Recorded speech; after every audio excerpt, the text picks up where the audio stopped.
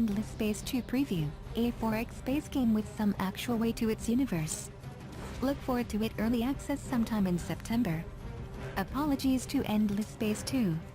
There's a lot to love about Amplitude's latest turn-based strategy game, a reboot of sorts of the original Endless Space in to follow on to 2014's surprise hit Endless Legend. But all I want to talk about is menus.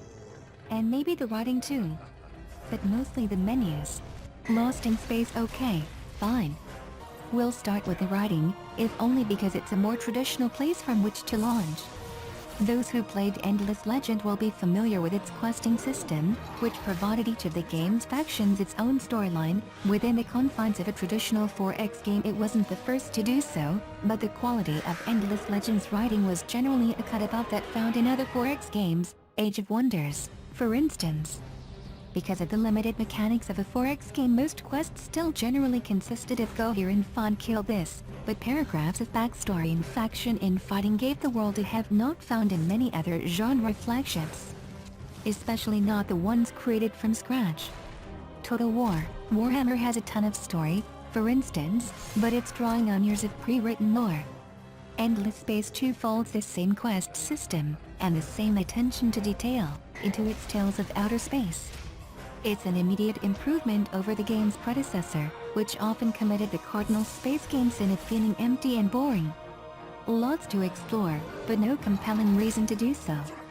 Here, factions like the Mafia traders of the Lumerous or the Locust-like Cravers become not just a bag of statistics but an empire. The Lumerous have bonuses to trait skills, sure. They can pay to instantly colonize other planets, sure. But those are pure mechanics. It's much more interesting to focus on their shady aura, the hints at backroom dealings and illicit goods smuggling, the way the various factions within the Lumerous vie for your favor, to picture the cigar smoke wreath around your head and the ash falling onto your gaudy clothing.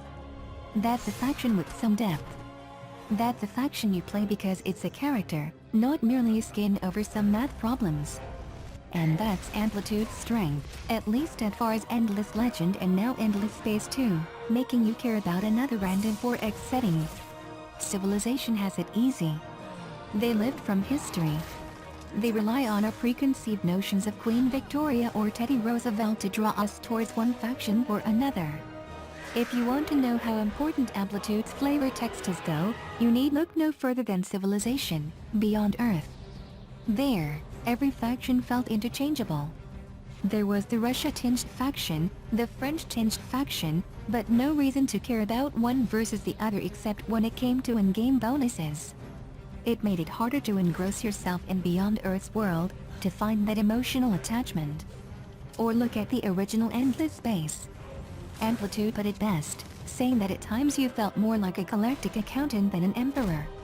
A 4X game that's all systems no story is just so much white noise at this point. The sequel's quest system is similar to Endless Legend. You have hero characters with their own ships and upgrades, plus stories that span the universe. My initial hour and a half with the game was mostly spent in pursuit of the Academy, a school known for churning out the heroes of the galaxy. And that brief taste in cliffhanger was memorable enough that I still want to know what happens next, weeks after our demo. Visions of the future. Back to the menus now. I'm serious when I say it's mostly what I want to talk about, and I don't think Amplitude would be upset about this. After all, I have one member of the team on record saying the interface is the first thing we work on in a game's design during our recent demo. It's clearly important. It's just a strange piece to explore, and I get that. User interface is not an aspect of game development given much attention by the outside world.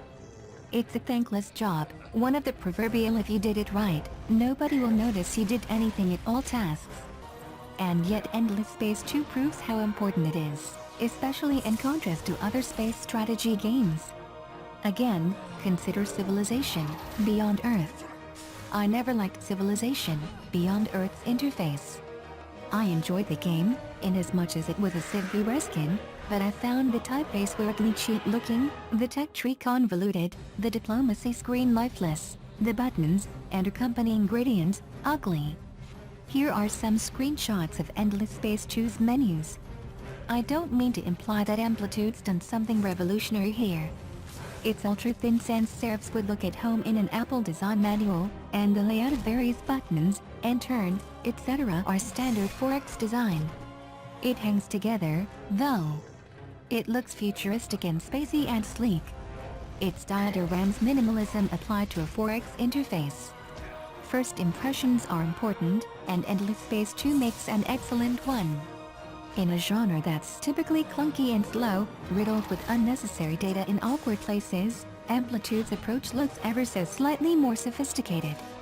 Hell, other games, Master of Orion, adopted a style eerily similar to the original Endless Space.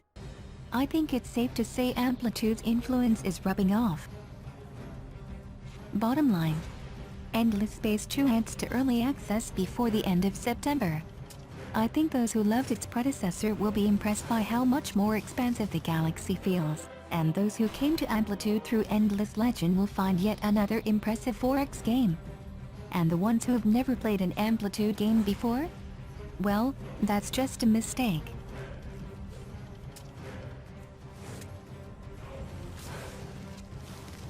Check out these other amazing videos.